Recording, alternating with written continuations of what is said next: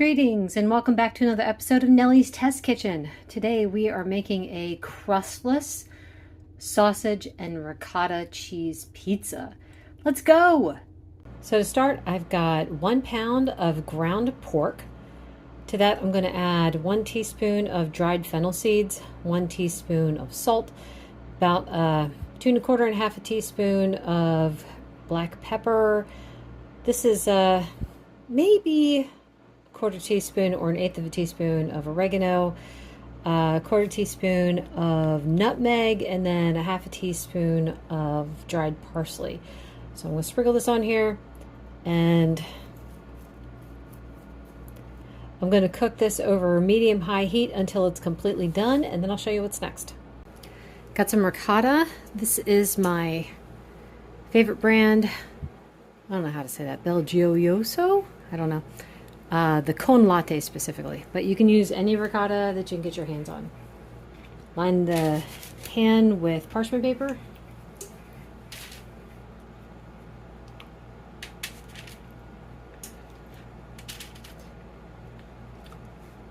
You can use as much or as little as you like. I want to start with this and see how that looks.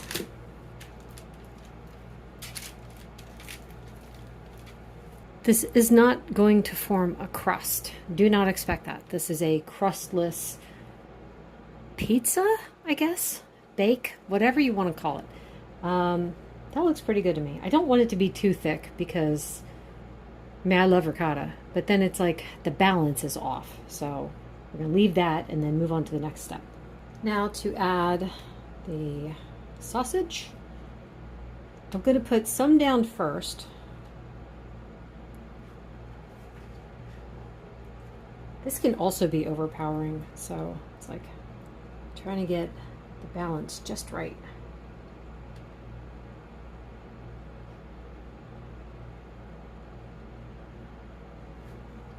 I'm gonna add some salt just because, trust me.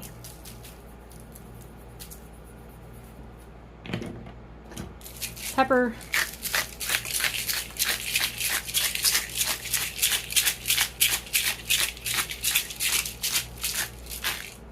I'm going to grate some Parmesan. This is my very, very favorite. They said it's like a love child of Gouda and Parmesan. This is always the flavor of Parmesan that I'm looking for. Straight up Parmesan is just a bit too strong.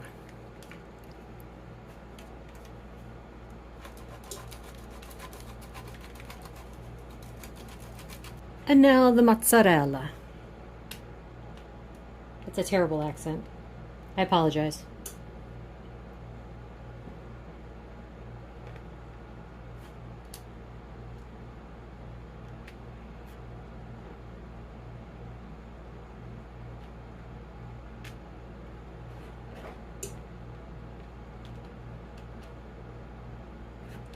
I don't know, I see people saying things like, that's too much cheese. It's like, what are you talking about? For some, it's too much cheese. I think this looks fabulous. And just a little bit more sausage on top. When I say a little bit, I really do mean just a little bit.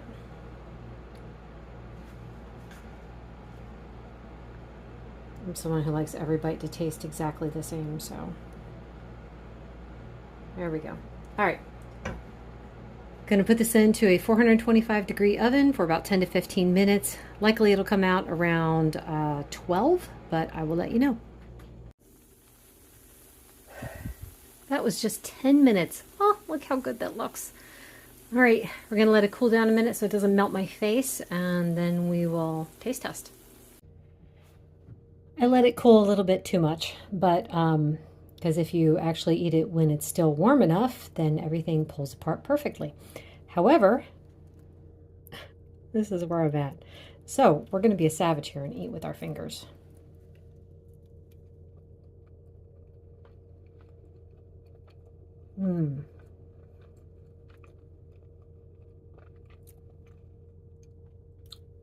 That's exactly what I was looking for.